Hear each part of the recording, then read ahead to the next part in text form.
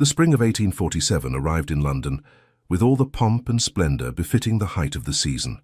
Mayfair glittered with carriages and chandeliers, drawing rooms buzzed with gossip and intrigue, and ballrooms overflowed with eligible young ladies draped in silk and hope. Among them all, one name rose above the rest like cream to the top of fresh milk: Miss Nellie Fenring. At 23, Nellie was neither a fresh-faced debutante nor a desperate wallflower approaching spinsterhood. She occupied that golden middle ground, a woman of sufficient maturity to be deemed sensible, yet young enough to be considered a prize. Her father, George Fenring, the Marquis of Fenring, was a man of considerable influence in the House of Lords, respected for his pragmatism and integrity. Her mother had passed when Nellie was but 14, leaving her to be raised by governesses and her father's occasionally overbearing guidance. The result was a woman of impeccable breeding and flawless deportment. Nellie's beauty was of the serene, classical variety: honey-blonde hair dressed in elegant coils, grey-blue eyes that seemed perpetually calm, and features that suggested both intelligence and restraint. She spoke French and Italian fluently, played the pianoforte with competence if not passion, and could discuss literature, politics and estate management with equal ease. She was, in short, exactly what a nobleman's wife should be, and she was spoken for. Lord Edmund Hartley, heir to the Earl of Ashton, had courted her with quiet determination for the better part of 2 years. Edmund was everything one could wish for in a prospective husband: handsome in a pleasant, unremarkable way, possessed of a generous estate in Hampshire, kind-hearted and utterly respectable. There had never been a whiff of scandal attached to his name. He attended church regularly, treated his tenants fairly, and was known to be devoted to his widowed mother. When Edmund had formally requested Nellie's hand the previous autumn, her father had accepted with enthusiasm. The betrothal was announced in December, and the wedding was set for July, after the season naturally, so that Nellie might enjoy one final spring as an unmarried woman.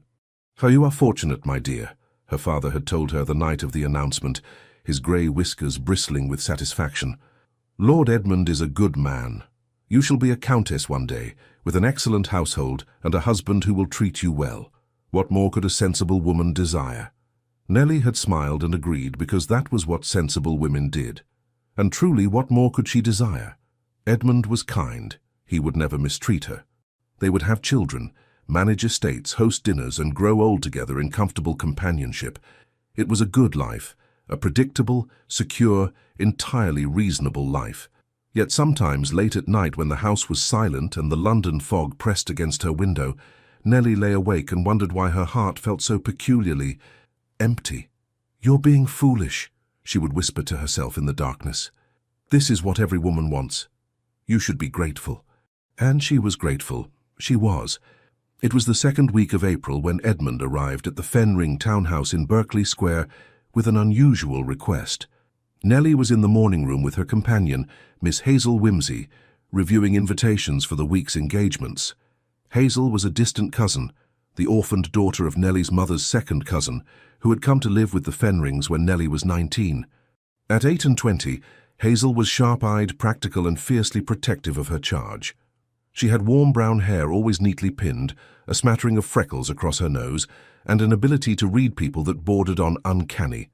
"Lady Pemberton's musical on Thursday," Hazel was saying, her finger tracing down the gilt-edged invitation. "That shall be dreadfully dull, but your father will expect you to attend. And the Duchess of Thornbury's ball on Saturday, which, oh, that's Lord Edmund." Indeed, the butler was showing Edmund into the morning room. He looked particularly well turned out in a deep blue coat and fawn trousers, his light brown hair carefully brushed, his smile warm and genuine. "Miss Fenring," he said, bowing. "Miss Wimsey, good morning." "Lord Edmund," Nellie replied, setting down her teacup and rising to greet him properly. "This is an unexpected pleasure." "I hope I'm not intruding," Edmund said, his grey eyes bright with something like excitement. "I've come with rather excellent news, actually. My closest friend has just returned to London after 3 years abroad, and I'm eager for you to meet him." "A friend?" Nellie asked politely. "My dearest friend in the world," Edmund said warmly. "We were at Eton together, then Oxford. He's been travelling on the continent, Vienna, Rome, Paris, but he's come home at last. I've spoken of him often, I think. Vincent Montague, the Duke of Ravenmore." Hazel's head snapped up, and even Nellie felt a small flutter of recognition. Everyone in London society knew of the Duke of Ravenmore, though he was something of an enigma. He had inherited his title at the age of 24, nearly 5 years ago, upon his father's sudden death. Since then, he had been abroad more often than not, managing extensive properties and business interests on the continent. Rumour painted him as wealthy beyond imagining, devastatingly attractive and utterly uninterested in marriage. "I should very much like to meet him," Nellie said carefully. "Though I confess I'm surprised he is not married. Surely the matchmaking mamas have been relentless," Edmund laughed. "Oh, they have been. But Vincent is particular. He's always said he'd only marry when he found a woman of exceptional quality, someone with wit and character, not just beauty and breeding.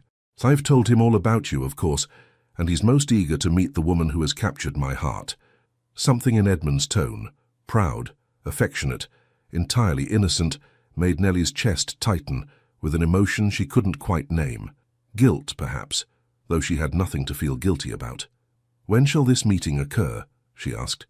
"Tonight, if you're amenable," Edmund said. "There's a reception at Lord Ashford's house in Grosvenor Square. Vincent will be there, and I thought, well, I should like my two favourite people in the world to know one another." "Of course," Nellie agreed, smiling. "I shall look forward to it." After Edmund departed, pressing a chaste kiss to Nellie's gloved hand, Hazel fixed her with a long, searching look. "What is it?" Nellie asked. "Nothing," Hazel said slowly. "Only the Duke of Ravenmore. They say he's quite formidable." "All dukes are formidable, Hazel. It comes with the title." "No," Hazel said thoughtfully. "I mean formidable in a different way. I've heard he's brilliant, absolutely ruthless in business, but with a strange sort of honor about him. And they say women find him, well, difficult to resist." "How fortunate, then, that I am already spoken for," Nellie said lightly, though something in her stomach twisted strangely. "Yes," Hazel murmured, "how fortunate." Lord Ashford's reception was everything a London social event should be. Crowded, glittering, and slightly too warm.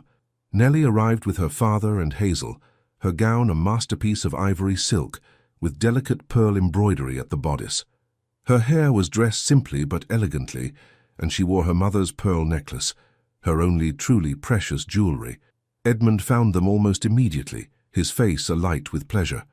"Miss Fenring, you look exquisite. Come, Vincent is just over here. I've been keeping him from the predatory mamas all evening." He guided her through the crush of guests toward a quieter corner near the tall windows overlooking the garden. And there, standing with a glass of wine in hand, was a man who seemed to command the very air around him. Vincent Montague, the Duke of Ravenmore, was not handsome in the conventional sense. His features were too strong, too severe for mere prettiness. He was tall and broad-shouldered, with black hair that fell just slightly longer than was fashionable, as though he couldn't be bothered with the latest styles. His face was all hard angles, a sharp jaw, high cheekbones, a nose that had clearly been broken at least once. But it was his eyes that arrested her, deep penetrating black framed by dark brows and burning with an intelligence so fierce it was almost unsettling. He wore his evening clothes with a careless elegance that suggested both wealth and complete indifference to others' opinions. Everything about him radiated power, not the inherited, effortless power of most aristocrats, but something earned, fought for, undeniable. When his gaze met hers, Nellie felt the world tilt. It was not attraction, not merely attraction, it was recognition. As though some part of her soul had been waiting her entire life for this exact moment, and now that it had arrived, everything else fell away into insignificance. "Vincent," Edmund was saying, his voice seeming to come from very far away, "may I present my betrothed, Miss Nellie Fenring? Nellie, this is His Grace the Duke of Ravenmore, my dearest friend and the finest man I know." Vincent bowed, the movement precise and controlled. When he straightened, his eyes never left hers. "Miss Fenring," he said, and his voice was everything she should have expected and nothing she was prepared for. Deep, cultured, with a slight roughness beneath the polish that sent heat racing down her spine. "Edmund has spoken of little else but you for months. I confess I'm delighted to finally make your acquaintance." There was something in the way he said "delighted" that suggested the word was wholly inadequate. "Your Grace," Nellie managed, her voice steadier than she felt. Lord Edmund has likewise spoken warmly of you. I understand you have been travelling abroad. I have, Vincent said, though I find myself wondering now what took me so long to return home. The words were perfectly polite, appropriate for any social conversation. But the way he looked at her, steady, searching, as though he could see straight through all her careful composure, made them feel like something else entirely. Edmund, bless him, noticed nothing amiss. He beamed at them both, delighted. I knew you would get on splendidly. Vincent, you must tell Nellie about Vienna. She adores music and would be fascinated by your account of the opera there. I should be honored, Vincent said quietly, still looking at her. And Nellie, who prided herself on her unshakable composure, felt her cheeks grow warm under that gaze. Perhaps, she said carefully, your Grace might favor us with such stories another time. I confess, I find myself quite overwhelmed by the heat of the room just now. It was not entirely a lie. She felt feverish, as though her skin had suddenly become too tight. Of course, Vincent said immediately. Shall I fetch you some refreshment? The terrace doors are just there. You might find the air more agreeable outside. That would be most kind, Nellie said. As Vincent moved away toward the refreshment table, Edmund leaned close to Nellie, his expression concerned. Are you quite well? You do look rather flushed. I'm perfectly well, Nellie assured him, forcing a smile. Only warm, as I said. But beside her, Hazel's eyes were knowing and worried, and Nellie knew with absolute certainty that her companion had seen everything. The sudden heat in her cheeks, the tremor in her hands, the way her breath had caught when the Duke's eyes met hers. When Vincent returned with a glass of cool champagne, his fingers brushed hers as he handed it to her, just the slightest contact through their gloves, and Nellie felt it like a brand. This was dangerous. This was impossible. This was wrong. And yet, as she stood there between her kind, oblivious betrothed and the dark-eyed Duke who looked at her as though she were the only woman in the world, Nellie felt something she had never experienced in all her carefully ordered life. She felt awake. The days that followed Lord Ashford's reception passed in a strange, feverish blur. Nellie told herself that what she had felt upon meeting the Duke of Ravenmoor was merely surprise, the natural response to encountering a man of such striking presence. Nothing more. Certainly nothing that should concern her, but her body betrayed her lies. At Lady Pemberton's musicale 3 days later, Vincent appeared just as the quartet began Haydn's String Quartet in C major. Nellie saw him enter from her seat in the third row, saw the way every unmarried woman in the room tracked his movements with predatory interest. He was dressed in severe black evening clothes that made him look even more imposing, his dark hair brushed back from his forehead, his expression unreadable. Their eyes met across the crowded music room, and Nellie felt her pulse leap so violently she feared those sitting near her might hear it. Vincent made his way through the room with quiet authority, declining several attempts by ambitious mummers to capture his attention until he reached the seat Edmund had saved for him, directly beside Nellie. Miss Fenring, he said quietly, settling into the chair with fluid grace, I hope I have not disturbed you. Not at all, Your Grace, she replied, proud of how steady her voice sounded. Do you enjoy chamber music? I find it depends entirely on the company, Vincent said, and though he faced forward as the music began, Nellie felt the weight of his awareness like a physical touch. Throughout the performance, she sat rigid as a statue, every nerve in her body screaming with consciousness of his proximity. His sleeve was mere inches from hers. If she moved her hand even slightly on the armrest, she would touch him. The subtle scent of his cologne, something dark and woody like cedar and smoke, seemed to fill her lungs with every breath. When the quartet finished and polite applause filled the room, Vincent leaned toward her, just slightly, just enough that no one else would notice. You did not hear a single note of that, did you? He murmured, his voice pitched for her ears alone. Nellie's breath caught. That is an extremely presumptuous... Forgive me, Vincent said, straightening. But there was something in his eyes, a knowing, a heat, that suggested he was not sorry at all. Across the aisle, Hazel watched them with open concern. The pattern repeated itself with horrifying regularity over the following weeks. Wherever Nellie went, Vincent seemed to appear. At first she thought it coincidence. London society was not so large that one could avoid people indefinitely. But gradually she came to understand that his presence was deliberate. He was everywhere Edmund was, and Edmund, dear, trusting Edmund, was delighted to include his closest friend in all their engagements. "Vincent has been alone too long," Edmund confided to Nellie one afternoon as they drove through Hyde Park in his curricle. "I think seeing our happiness reminds him of what he's missing. Perhaps it will finally inspire him to seek a wife of his own." Nellie murmured something non-committal, her stomach twisting with guilt and something darker, something that felt dangerously like jealousy at the thought of Vincent courting another woman. The torture of it all was exquisite. Every social engagement became a minefield. At the opera, Vincent sat in the box adjacent to theirs, and Nellie could feel his gaze on her throughout the performance, not on the stage, but on her. At garden parties, she would turn and find him watching her from across the lawn, his expression unreadable, but his eyes burning. At dinner parties, he sat too far away to speak to her directly, but she felt his presence like a storm gathering on the horizon. And the worst part, the truly damning part, was that Nellie looked for him everywhere. She entered every ballroom searching for that dark head above the crowd. Her heart leapt every time a door opened, hoping it might be him. She found herself manufacturing excuses to stand near wherever he stood, drawn to him like iron filings to a lodestone. She was losing her mind. "You must stop this," Hazel told her one night as she helped Nellie prepare for bed. They were in Nellie's chamber at Berkeley Square, the candles burning low, and Hazel's expression was more serious than Nellie had ever seen it. "Stop what?" Nellie asked, though she knew perfectly well. "Looking at him the way you do," Hazel said quietly. "Miss Nellie, I understand, truly I do. The Duke he is compelling, but you are engaged to Lord Edmund, a good man who loves you and trusts you." "I have done nothing wrong," Nellie said, but her voice sounded hollow even to her own ears. "Not yet," Hazel agreed, "but I see how you look at each other. I see how you both try not to look at each other, which is somehow worse. This cannot continue." "I know," Nellie whispered, pressing her hands to her face. "Heavens, Hazel, I know. But I cannot make it stop." Hazel was silent for a long moment. Then she said very gently, "Do you love Lord Edmund?" The question hung in the air like smoke. "I respect him," Nellie said finally. "I am fond of him. He will be a good husband."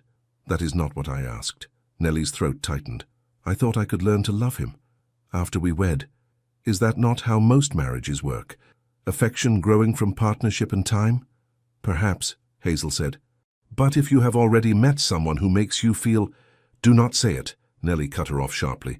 "Please, Hazel, do not say it aloud.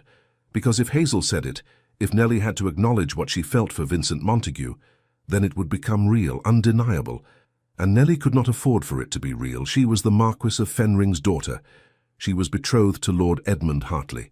She was a lady of impeccable reputation, and she could not be the sort of woman who fell desperately in love with a man who was not her betrothed, even if that man looked at her as though she were air and water and he was drowning. Vincent, meanwhile, was slowly going mad. He had known something was wrong from the moment Edmund had first mentioned his betrothed. His friend had spoken of Miss Nellie Fenring with such obvious affection, such pleased satisfaction at having secured an excellent match, that Vincent had felt nothing but happiness for him. "She's everything a man could want," Edmund had said over brandy at White's the week before Vincent returned to London. "Clever, beautiful, well-bred, and she's kind, Vincent. Genuinely kind, not merely performing kindness for society's benefit. I count myself the most fortunate of men." And Vincent had raised his glass in a toast, genuinely pleased that his dearest friend had found happiness. Then he had met her, and in one catastrophic moment, every carefully constructed wall Vincent had built around his heart had crumbled to dust. It was not rational. It was not even explicable. But from the instant Nellie Fenring's grey-blue eyes met his across Lord Ashford's drawing-room, Vincent had known, with absolute, terrifying certainty, that she was his. Not in the sense of possession, in the sense of belonging, as though God or fate or whatever force governed the universe had looked down and said, "Here, this one. This is the woman your soul was made to recognize." And she belonged to Edmund. Vincent had spent 3 years abroad, building his fortune, managing estates, navigating continental politics. He had faced down foreign princes and hostile bankers. He had ridden through war-torn regions and survived a near-fatal bout of fever in Rome. He was not a man easily shaken, but Nellie Fenring unmade him. She haunted him. At night he lay awake, his body burning with the memory of standing near her, the subtle rose scent of her skin, the graceful curve of her neck, the intelligent light in her eyes.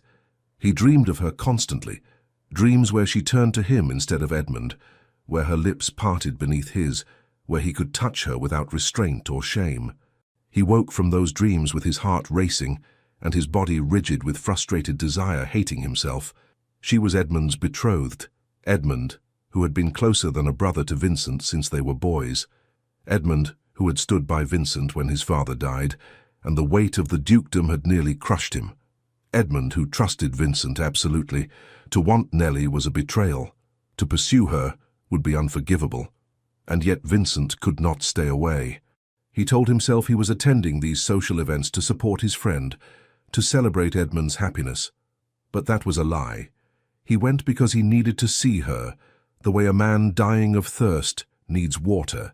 Even if he could not touch her, could not speak to her freely, just being in the same room sustained something essential in him. "You seem distracted, old friend," Edmund remarked one afternoon as they rode through Rotten Row. "Is something troubling you?" "Yes," Vincent thought. "Everything. I am in love with your betrothed and it is destroying me." "Only business matters," he said aloud. "Nothing of consequence." Edmund nodded, satisfied. "You've been too long abroad, Vincent. You need to settle down, find a good woman. Might I suggest looking among Nellie's circle? She has many accomplished friends who would make excellent duchesses." Vincent's hands tightened on the reins until his knuckles went white. "Perhaps," he said tightly. But he knew there would be no one else. There could be no one else. His heart had recognized its mate, and it was tragically, impossibly loyal. That night, at yet another ball, the Duchess of Thornbury's annual affair, Vincent stood on the edge of the ballroom and watched Edmund lead Nellie onto the floor for a waltz. They made a handsome couple. Edmund was all golden warmth and open affection, gazing down at his betrothed with obvious pride. And Nellie was perfect. Her ivory gown swirled around her like clouds, her posture flawless, her smile polite and serene. But Vincent knew, he could see, that the smile did not reach her eyes. As Edmund guided her through the turns, Nellie's gaze swept the ballroom, and when it found Vincent standing in the shadows, she stumbled, just slightly, just enough that Edmund tightened his hold, concerned. "Are you well?" Edmund asked, loud enough that Vincent could hear. "Perfectly well," Nellie assured him. "I merely lost my footing for a moment." But her eyes were still on Vincent, and in them he saw the same desperate torment that was surely reflected in his own. This could not continue. One of them would break, and when they did, the consequences would be catastrophic. The breaking point came 2 weeks later, during a house party at the Hartley estate in Hampshire. Edmund's mother, the Dowager Countess of Ashton, had decided to host an informal gathering to celebrate the upcoming nuptials. 20 guests were invited, mostly family and close friends, for 4 days of riding, cards, and pleasant company. Vincent had tried to decline, inventing urgent business in London, but Edmund had been so disappointed, so earnest in his plea, that Vincent attend. That refusal became impossible. "You're my dearest friend," Edmund had said. "I need you there. Please, Vincent." And so Vincent had gone, knowing it was a mistake, unable to resist the pull of being near her. The Hartley estate was lovely, a sprawling Elizabethan manor surrounded by ancient oaks and rolling green hills.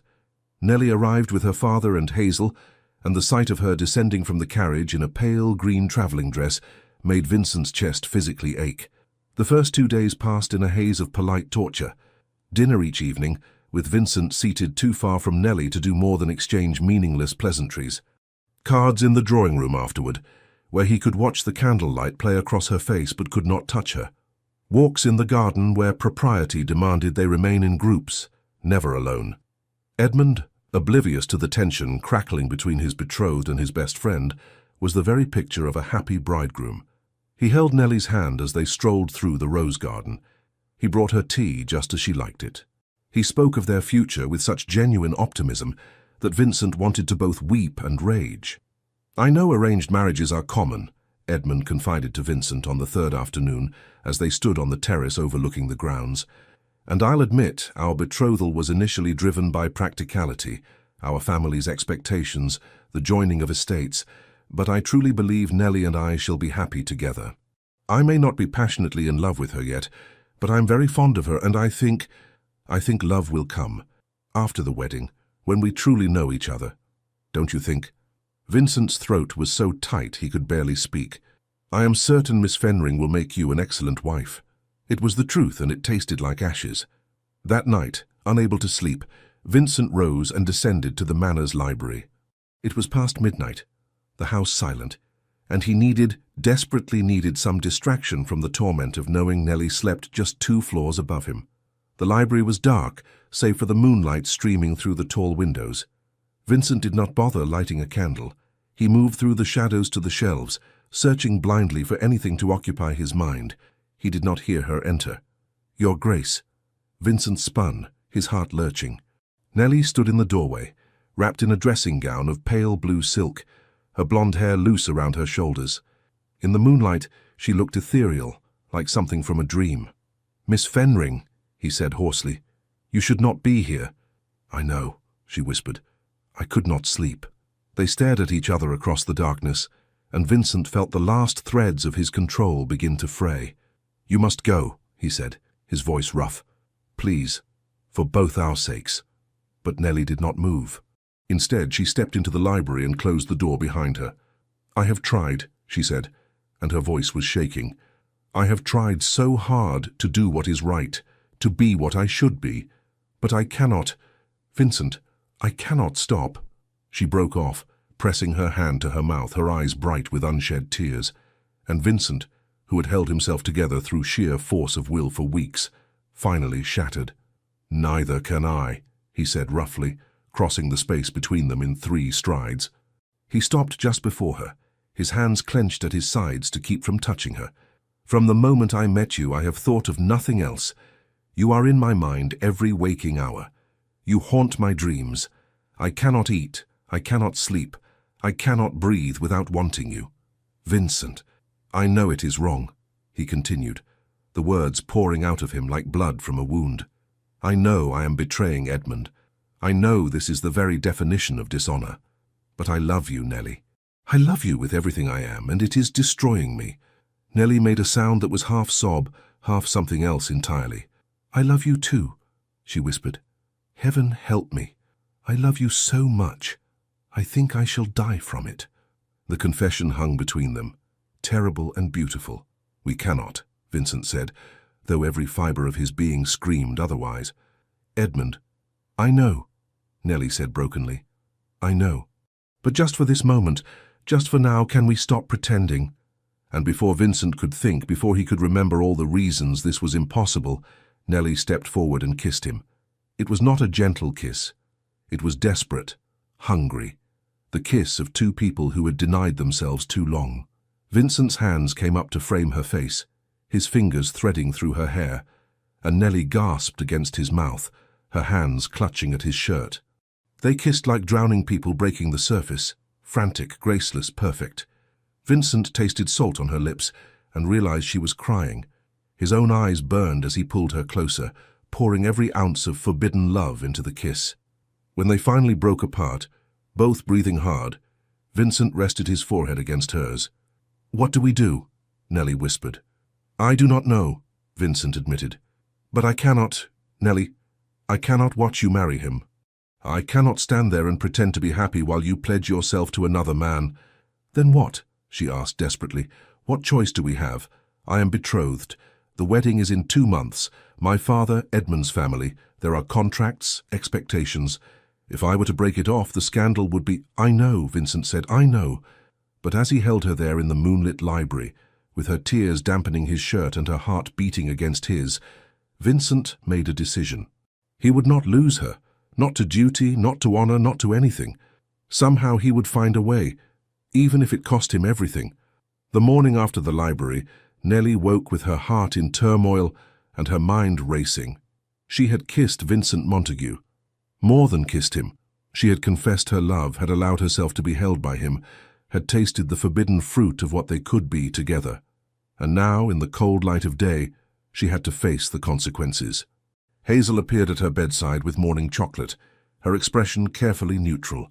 "Lord Edmund sent word that he wishes to take you riding this morning, if you are amenable," Hazel said quietly. "The weather is fine." Nellie's stomach clenched with guilt so intense she felt physically ill. "Of course," she managed. "Tell him I shall be ready within the hour." Hazel set down the tray and sat on the edge of the bed. "Miss Nellie," she said gently. "What happened?" "Nothing," Nellie lied, not meeting her companion's eyes.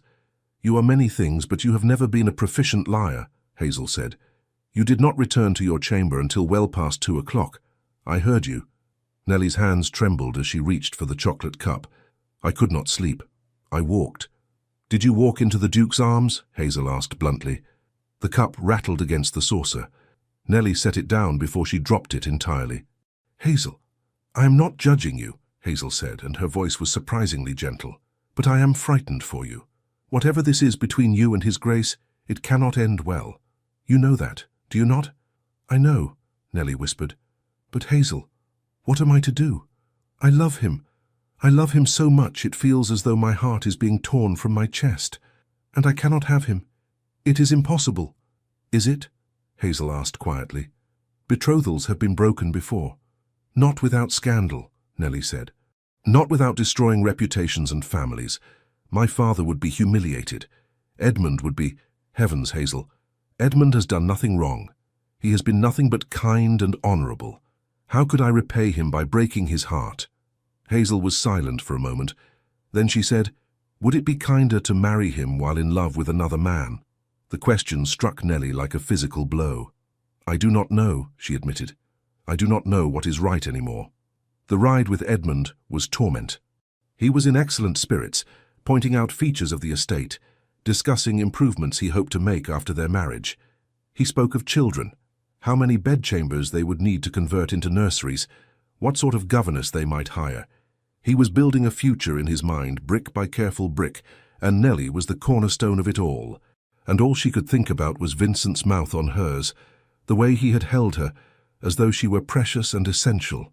The raw honesty in his voice when he had said, "I love you." "Nellie?" Edmund's voice broke through her thoughts. "You seem rather distracted. Are you quite well?"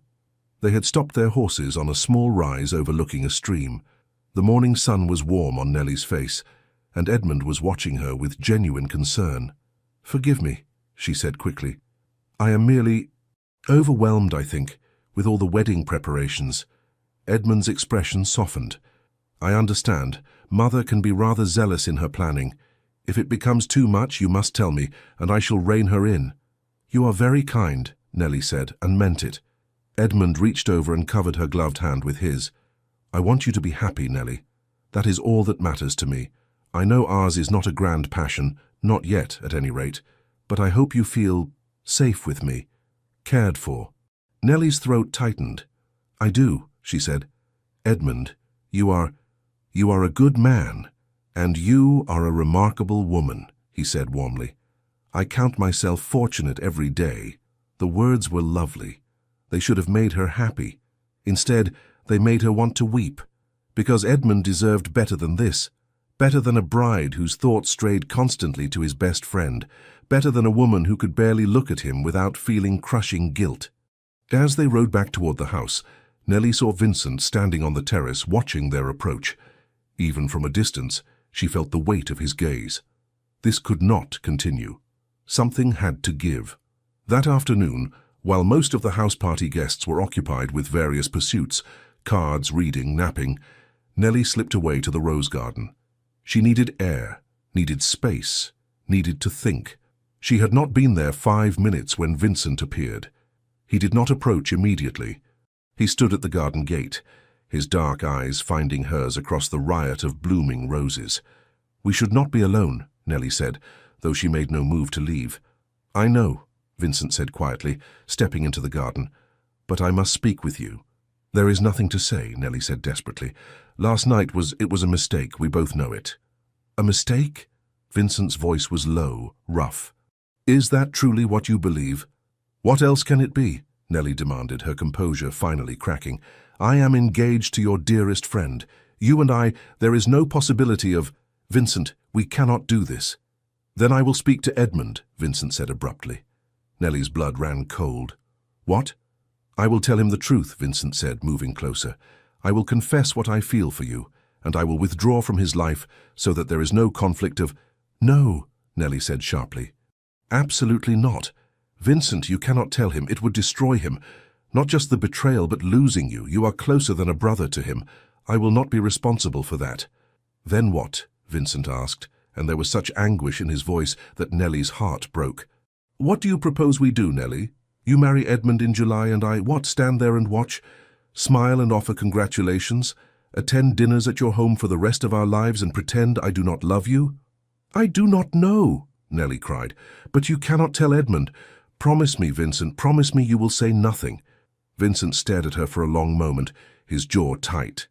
Very well, he said finally. I will say nothing. But Nelly, this cannot end well. You know that, do you not?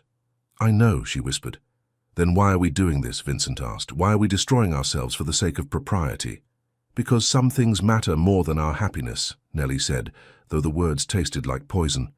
Edmund's trust, our family's honor, the promises that have been made. We do not have the luxury of selfishness, Vincent. Not people like us. People like us, Vincent repeated bitterly. You mean people with titles and responsibilities and reputations to uphold? To the devil with all of it, Nelly. What good is honor if it means living a lie?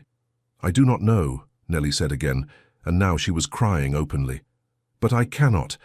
I will not be the woman who destroys two good men for her own desires. I will not. Vincent closed his eyes, his whole body rigid with frustration and pain. When he opened them again, they were bleak. Then this is goodbye, he said quietly. Because I cannot stay, Nelly. I cannot be near you and not have you. I am not strong enough. Where will you go? Nelly asked, her voice breaking. Abroad, perhaps, or to my Scottish estates, somewhere far enough that I need not torture myself with your proximity. He took a step closer, and his hand lifted as though to touch her face, then dropped. But know this, Nelly Fenring, I will love you until the day I die. And if you ever change your mind, if you ever find that you cannot go through with this marriage, you need only send word, and I will come for you, no matter where I am. No matter what stands between us, I will come. Vincent, that is my vow to you, he said, the only promise I can make. Then, before Nelly could respond, he turned and strode from the garden, leaving her standing alone among the roses, her heart in pieces. The house party concluded the following day. Vincent departed early, citing urgent business in London. Edmund was disappointed but understanding, clasping his friend's hand warmly and making him promise to return for the wedding. Vincent had smiled, a cold, empty thing, and agreed. Nelly watched him ride away from an upper window, her hand pressed to the glass, and knew with absolute certainty that she had just made the worst decision of her life. The weeks that followed were a special kind of hell. The wedding preparations accelerated. Fittings for Nelly's gown, meetings with the vicar, endless discussions about flowers and music and seating arrangements. Nelly moved through it all like an automaton, smiling when expected, agreeing to every suggestion, feeling nothing. Edmund was attentive and sweet, clearly working to deepen their connection before the wedding. He brought her small gifts, a volume of poetry he thought she might enjoy, a pretty silk shawl, a posy of her favorite flowers. He talked to her about estate management, asking her opinions and truly listening to her answers. He was, in every way, exactly the sort of husband any sensible woman would treasure, and Nelly felt dead inside. Hazel watched her with growing concern, but said nothing. What was there to say? The choice had been made, the path was set. Vincent did not return to London. Word reached Edmund through mutual friends that the Duke had gone to his estates in Northumberland, and showed no signs of returning soon. I confess I am rather hurt, Edmund admitted to Nelly one afternoon. Vincent and I have never gone so long without corresponding. I have written him twice with no reply. I hope I have not offended him somehow. Nelly's guilt was a living thing, gnawing at her constantly. Perhaps he is simply occupied with estate matters, she suggested weakly. Perhaps, Edmund said, but he looked troubled.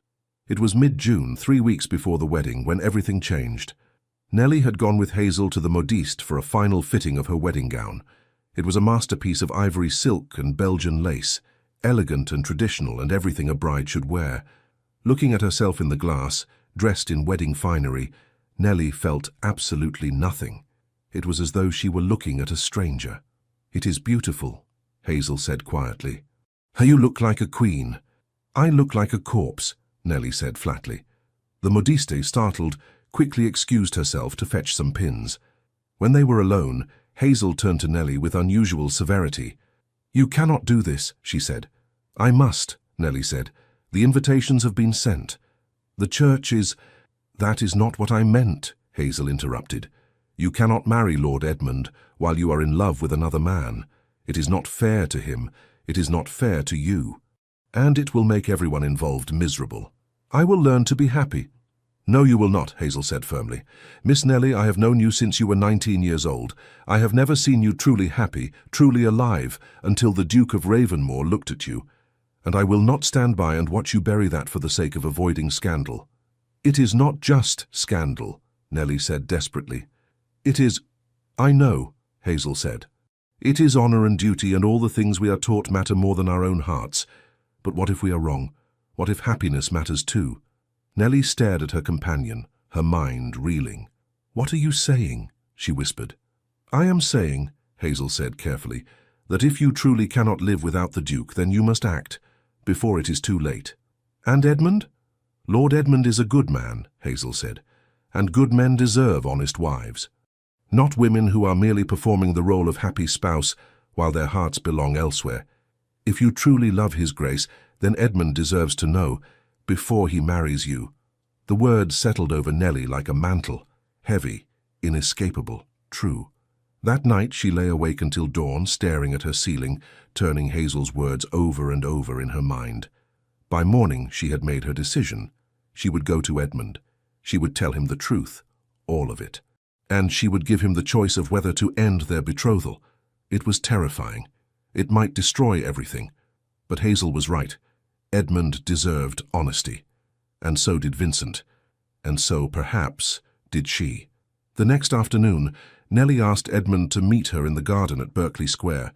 She wore a simple day dress of pale blue muslin, and her hands shook as she waited for him beneath the oak tree where he had first proposed. When Edmund arrived, smiling and unsuspecting, Nellie felt her resolve waver. Then she thought of Vincent's face in the library, of the raw love and pain in his eyes, and she found her courage. "Edmund," she said quietly, "we must talk." "Of course," he said, settling onto the bench beside her. "What troubles you, my dear?" Nellie took a deep breath. "I must tell you something, and I pray you will forgive me for not speaking sooner." Edmund's smile faded slightly. "You sound very serious." "I am," Nellie said. "Edmund, you have been nothing but kind to me. You have treated me with respect and affection, and I am deeply grateful for that. But I cannot marry you." Edmund went very still. "What?" "I am so sorry," Nellie said, her voice shaking. "But it would not be fair to either of us to enter into marriage when I—" She faltered, then forced herself to continue. "When I have feelings for someone else." The color drained from Edmund's face. "Someone else," he repeated. "But who— when did you—" He stopped abruptly, his eyes widening with terrible comprehension. "Vincent," he said flatly. Nellie could not lie. Not now. "Yes," she whispered. Edmund stood abruptly, his hands clenching into fists. For a long moment he said nothing, and Nellie braced herself for his fury. But when he finally spoke, his voice was not angry. It was hollow. "How long?" "Since we met," Nellie admitted.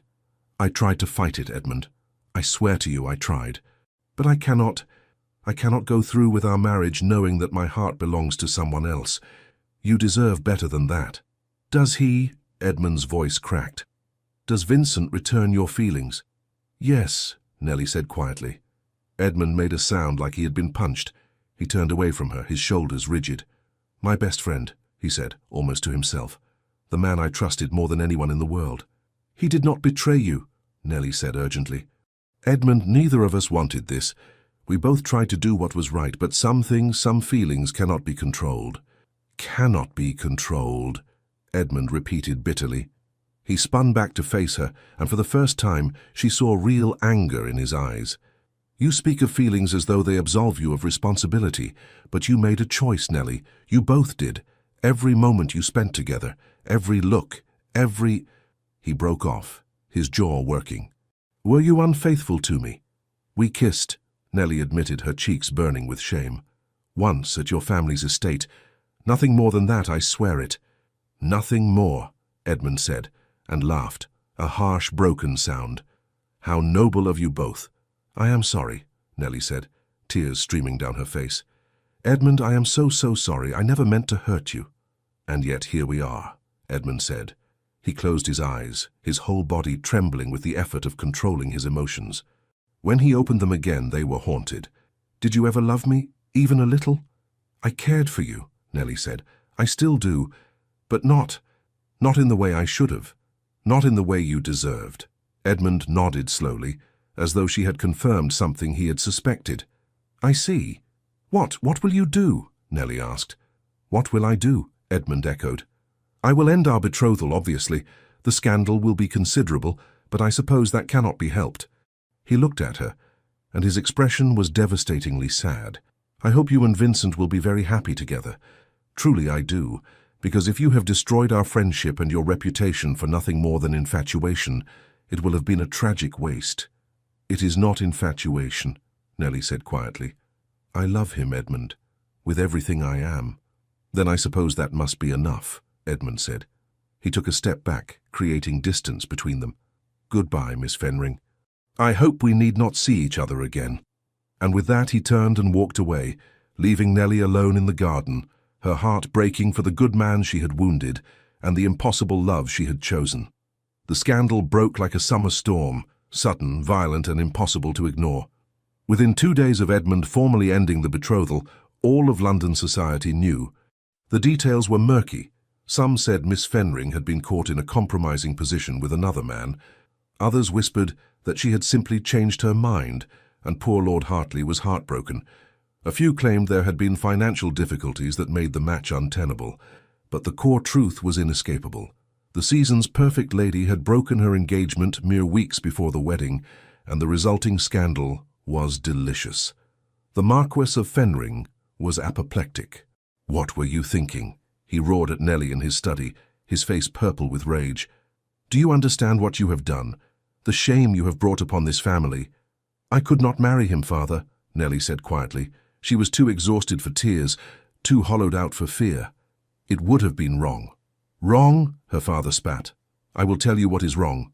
Destroying an advantageous match because of some foolish notion of romantic love. You are 23, Nellie, not 17. You should know better. Perhaps I should, Nellie agreed, but I could not live a lie. Her father stared at her as though she had grown a second head. You will be ruined, he said finally. No respectable man will have you now. You will end up a spinster dependent on your family's charity for the rest of your life. Then so be it, Nellie said. And she meant it. Because whatever happened now, whatever consequences she faced, at least she would face them honestly. At least she would not spend her life wondering what might have been if she had chosen differently. Her father had dismissed her with disgust, declaring that she would retire to the country until the scandal died down. You will not show your face in London again this season, he had decreed. Perhaps by next year people will have found other amusements to occupy their gossip. Nellie had agreed without protest. London held nothing for her now anyway. Edmund would not see her, and Vincent was hundreds of miles away in Northumberland, unaware of what she had done.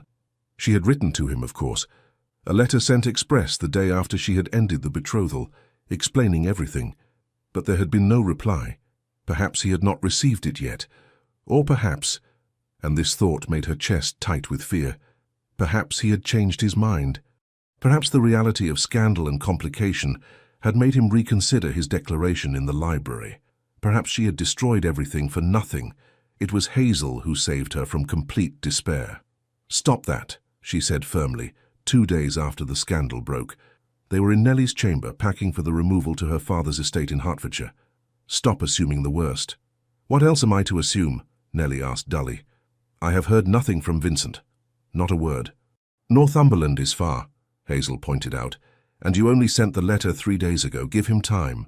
And if he does not come? Nellie whispered. Hazel sat beside her on the bed, taking her hand. Then you will survive, she said gently. You will go to Hertfordshire, you will hold your head high, and you will build a life. It may not be the life you imagined, but it will be yours, and that is worth something. Nellie wanted to believe her. But in her heart, she knew the truth. If Vincent did not come for her, she would never recover. She would be forever broken, forever marked by the love she had chosen and lost. They departed for Hertfordshire on a grey morning, rain misting the windows of the carriage. Nellie sat beside Hazel, watching London recede behind them, and felt as though she were leaving her heart behind. The countryside passed in a blur. Green fields, stone walls, sheep grazing beneath stormy skies. The world continued, indifferent to her private tragedy. They were perhaps 20 miles from London when the carriage suddenly lurched to a stop. "What on earth?" the Marquis began, leaning out the window to shout at the driver. But before he could speak, the carriage door was wrenched open, and there, rain-soaked and wild-eyed and more beautiful than anything Nellie had ever seen, was Vincent Montague. "Nellie," he said, his voice rough and urgent. "Thank God. I thought I had missed you." Nellie's heart stopped, then restarted at double speed. "Vincent," she whispered, unable to believe he was real. "What is the meaning of this?" the Marquis sputtered. "Your Grace, I must insist—" "Forgive me, Lord Fenring," Vincent said, though he never took his eyes from Nellie's face. "But I must speak with your daughter privately." "Absolutely not," the Marquis said. "She has caused scandal enough." "Father," Nellie interrupted quietly, "please." Something in her voice, or perhaps in her face, made the Marquis hesitate. He looked between his daughter and the Duke, and his expression grew calculating. 10 minutes, he said finally, "and the companion stays." Vincent nodded sharply. He reached into the carriage and took Nellie's hand, helping her down into the rain. Hazel followed, positioning herself a tactful distance away, close enough to preserve propriety, far enough to grant them privacy. "I received your letter," Vincent said as soon as they were alone. Well, as alone as they could be with Hazel, the coachman, and the Marquis all watching. "I left Northumberland the moment I read it. I had been riding for 2 days straight." "You came," Nellie said, and her voice broke on the words. "Of course I came," Vincent said fiercely. "Nellie, did you truly think I would not? You ended your betrothal. You chose—" He stopped, seeming to struggle for words. "You chose me. Do you understand what that means, what you have sacrificed?" "Yes," Nellie said, "and I would do it again." Vincent made a sound that was half laugh, half sob. "You impossible, maddening, perfect woman," he said. Then, apparently no longer caring who watched, he pulled her into his arms and kissed her. It was nothing like their first kiss in the library. That had been desperate, stolen, weighted with impossibility. This kiss was different. It was a promise, a claim, a beginning. When they finally broke apart, both breathing hard, Vincent rested his forehead against hers. "Marry me," he said, "not because of scandal or obligation or anything else. Marry me because I love you more than I have ever loved anything in my life. Marry me because the thought of living without you is unbearable. Marry me because you are my home, Nellie, and I am yours." Tears streamed down Nellie's face, mixing with the rain. "Yes," she said. "Yes, yes, 1,000 times yes." Behind them, Hazel let out a small, delighted laugh. Even the coachman was grinning. The Marquess, however, looked considerably less pleased. "Your Grace," he said stiffly, "while I appreciate your enthusiasm, there are practical matters to consider. My daughter's reputation has been compromised. The scandal will be nothing compared to the scandal if I, a duke, marry her," Vincent finished calmly. "I am aware, Lord Fenring, and I do not care. Let them talk. Let them gossip. Nellie will be a duchess, and anyone who dares to slight her will answer to me." The Marquis blinked, clearly taken aback by the steel in Vincent's voice.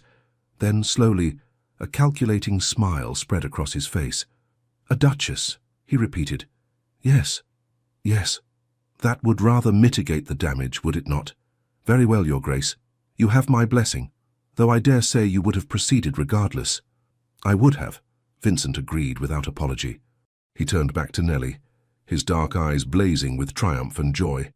"Come, I have a carriage waiting. We leave for Scotland tonight." "Scotland?" Nellie asked, dazed. "Gretna Green," Vincent said. unless you wish to wait for banns and a proper wedding, though I confess I would rather marry you immediately before anything else can go wrong." Nellie thought of elaborate ceremonies and guest lists and months of waiting. Then she looked at Vincent, at his rain-soaked hair and fierce eyes and the way he held her as though she were infinitely precious, and knew her answer. "Scotland," she said firmly. "Tonight." They were married 3 days later in a small church just across the Scottish border. Hazel stood as witness, along with a startled vicar who clearly thought he was marrying runaways, but was too well compensated to ask questions. Nellie wore a simple dress of cream muslin, hastily purchased from a village shop. She had no flowers, no music, no trailing veil of Belgian lace. But when Vincent took her hand and pledged himself to her before God and the vicar, Nellie felt more beautiful than she ever had in all her London finery. "I, Vincent Montague, take thee, Nellie Fenring, to be my wedded wife," he said, his voice steady and sure. "To have and to hold from this day forward, for better, for worse, for richer, for poorer, in sickness and in health, to love and to cherish, till death us do part." And Nellie, tears streaming down her face, repeated the vows back to him with all her heart. When the vicar pronounced them man and wife, Vincent kissed her with such tender passion that even the dour Scottish clergyman smiled. They spent their wedding night at an inn in a village whose name Nellie immediately forgot. It was nothing like the elaborate wedding night she had once imagined. No grand estate, no servants, no trousseau of fine nightgowns. Just a small, clean room with a fire burning in the grate, and Vincent, her husband, looking at her as though she were the most precious thing in the world. "Are you frightened?" he asked quietly, as he helped her with the buttons of her dress. The inn had no lady's maid, and Hazel had tactfully retired to her own chamber. "No," Nellie said truthfully. "I have never been less frightened in my life." And it was true. For the first time since she could remember, Nellie felt entirely, perfectly safe. She was Vincent's wife. She was free to love him without shame or secrecy. Whatever happened now, whatever scandal or gossip awaited them, they would face it together. When Vincent finally lowered her onto the bed, his hands gentle but sure, Nellie pulled him down to her with a smile. "I love you," she whispered against his mouth. "And I love you," Vincent replied. "Forever, Nellie, I promise you that."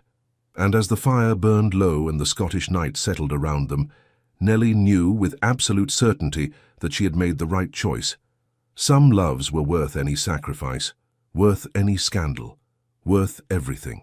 They returned to London 6 weeks later, and the scandal that greeted them was everything Nellie had feared, and somehow less terrible than she had imagined. Yes, the gossips were vicious. Yes, certain doors were closed to them, but Vincent was a duke, and dukes could weather scandal in ways lesser mortals could not. More importantly, Vincent made it clear, through subtle social maneuvering and, when necessary, outright intimidation, that anyone who slighted his Duchess would find themselves permanently on the wrong side of one of England's most powerful men. Gradually, slowly, society adjusted. Invitations began arriving again. Doors reopened. And if some of the highest sticklers continued to turn up their noses, Vincent and Nellie found they did not care over much. They had each other. That was enough. The one shadow that remained was Edmund. Vincent had written to him, a long, anguished letter explaining everything, apologizing for the betrayal, begging for understanding if not forgiveness. Edmund's reply had been brief. "I wish you both well, but I will not maintain our friendship. What you did was unforgivable. Please do not write to me again." The loss of his oldest friend devastated Vincent in ways the scandal never could. For weeks after receiving Edmund's letter, he was withdrawn and melancholy, blaming himself for the ruin of a brotherhood that had meant everything to him. "He will forgive you in time," Nellie told him one night as they lay together in their London townhouse. "Wounds this deep require time to heal." "Perhaps," Vincent said, but he sounded unconvinced. Nellie held him tighter, wishing she could ease his pain but knowing some burdens had to be carried. 2 years passed. 2 years of marriage that were, despite the rocky beginning, remarkably happy. Vincent and Nellie settled into their life together with surprising ease. They divided their time between London, Vincent's main estate in Kent, and his smaller properties in Yorkshire and Scotland. They travelled to Paris one autumn, to Venice the next spring. They read together, rode together, learned each other's rhythms and preferences and secret fears, and if society never quite forgot the scandal of their beginning, they at least stopped discussing it at every opportunity. Nellie became pregnant in their second year of marriage, and when she delivered a healthy son with Vincent's dark hair and her grey eyes, their joy was complete. "We shall name him William," Vincent said, cradling the infant with surprising gentleness for such a large man. "After my father, William Montague," Nellie said softly, running a finger over the baby's tiny hand. "It suits him." As she watched her husband with their son, Nellie felt a contentment so profound it was almost painful. This was what she had chosen. This love, this life, this family, and it had been worth every moment of scandal and suffering. It was late autumn of their third year of marriage when the letter arrived. Vincent had been in his study reviewing estate accounts when the butler brought in the post. Most of it was routine, invitations, business correspondence, bills, but one letter made him freeze. The handwriting was achingly familiar. With shaking hands, Vincent broke the seal and read, "Vincent, I write this with considerable trepidation as I am uncertain of my welcome. But recent events have given me cause to reflect, and I find I can no longer maintain my silence. I have been living in Hampshire since our falling out, managing my father's estates. He suffered an apoplexy last year and has since been unable to fulfill his duties. The isolation has given me much time to think. I was angry with you for so long, hurt beyond measure by what I perceived as your betrayal, but time has a way of softening even the sharpest wounds, and I have come to realize several truths. First, you did not pursue Nellie with malicious intent. I saw the two of you together often enough to recognize the connection between you, even if I was too blind at the time to understand its significance. What you felt for each other was genuine, rare even, the sort of love that most people never experience. Second, Nellie was honest with me before our marriage. She ended our betrothal rather than binding herself to me while in love with you. That took courage, and I've come to respect it, even if it caused me pain. Third, and perhaps most importantly, I have met someone. Her name is Miss Catherine Ashworth. She is the daughter of a neighboring squire. Not a brilliant match by society's standards, but a woman of genuine warmth and intelligence. We have been courting for 6 months, and I find myself happy, truly happy in a way I never was during my betrothal to Nellie. I loved Nellie, or thought I did, but it was a pale, tepid thing compared to what I feel for Catherine. And that has made me realize perhaps losing Nellie was not the tragedy I believed it to be. Perhaps it freed us both to find the loves we were meant to have. I am to marry Catherine this spring, and I find I would very much like my oldest friend to be there. I do not expect an immediate reconciliation. Too much has passed between us for that. But if you are willing, if you can forgive my coldness these past years, I should like to try to rebuild our friendship. It will not be what it was, but perhaps it can be something new, something honest. I hope you and Nellie are well. I hear you have a son. Congratulations. If you wish to write back, I shall be at Ashton Manor through the winter. Your friend, if you will still have me." Edmund Vincent read the letter 3 times, his throat tight with emotion. Then he rose from his desk and went in search of his wife. He found her in the nursery, rocking their son to sleep. She looked up when he entered, and her smile faded when she saw his face. "What is it?"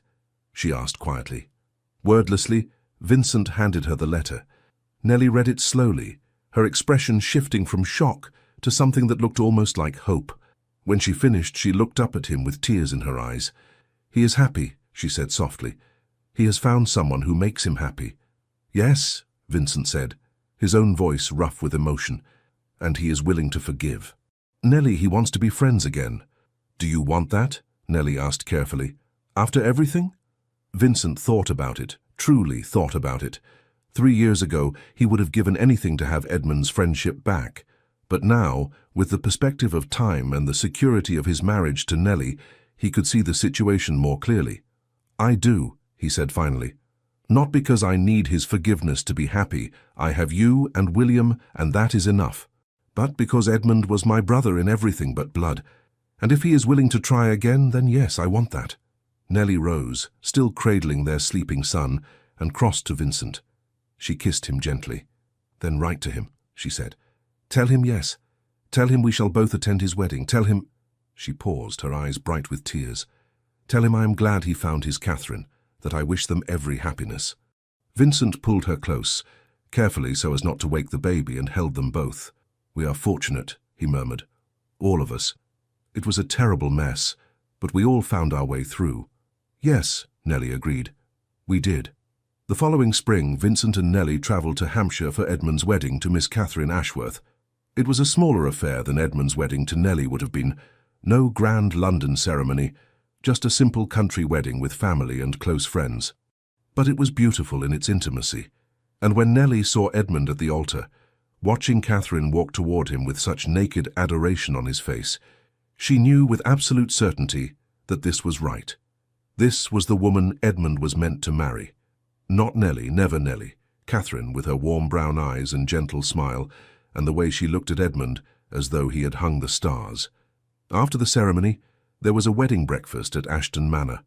Vincent and Edmund spoke for the first time in 3 years, and though there was initial awkwardness, it gradually eased into something that felt almost like their old friendship.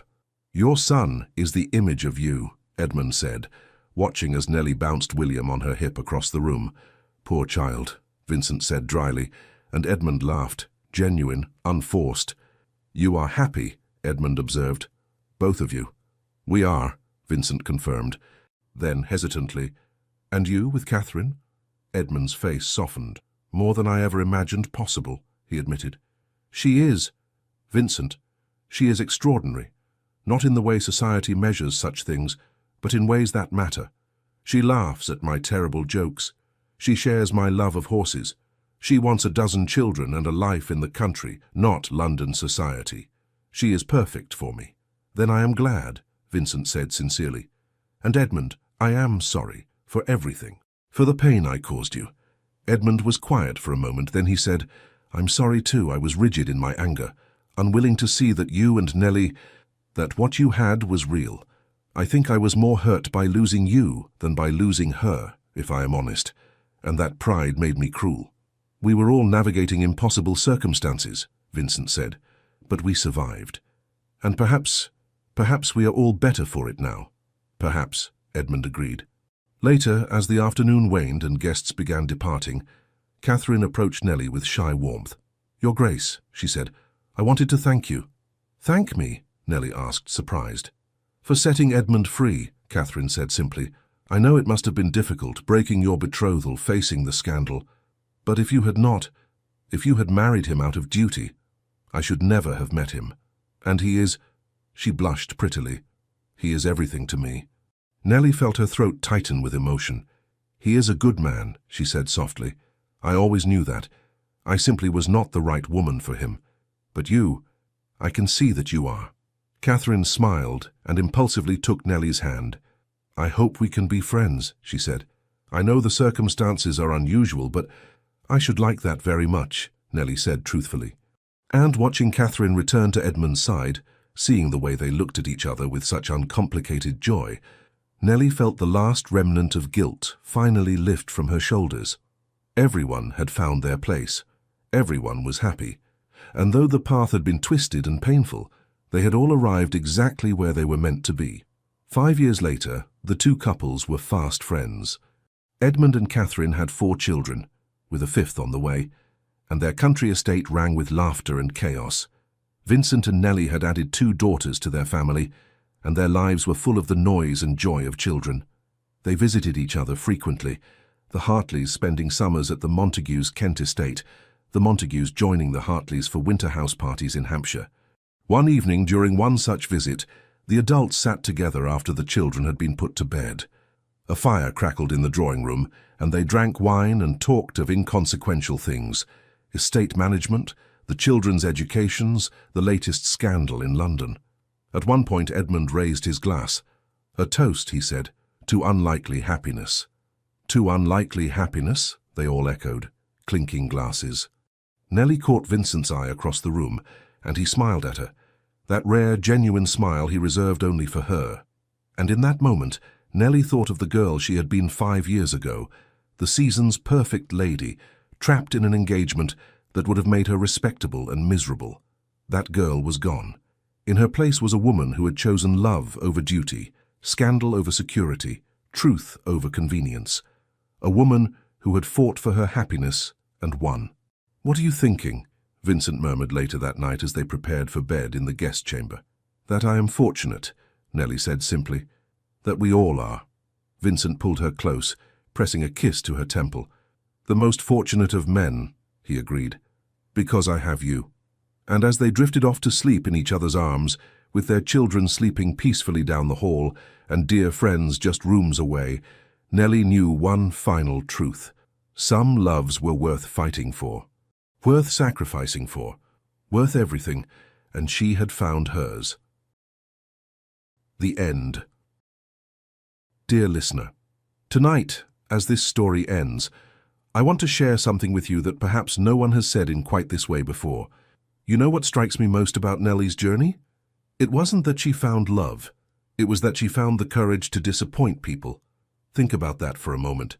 How much of your life have you spent trying not to disappoint anyone? Your parents, your children, your partner, your friends, even strangers whose opinions shouldn't matter but somehow do. We're taught from childhood that being good means making others happy, that being loving means sacrificing our truth, that being responsible means carrying everyone else's expectations on our shoulders until we can barely stand. But here's what no one tells you. The weight you're carrying wasn't meant to crush you, and putting it down isn't cruelty, it's wisdom. Nellie stood in that garden and broke a good man's heart. She knew it would cause scandal. She knew her father would rage.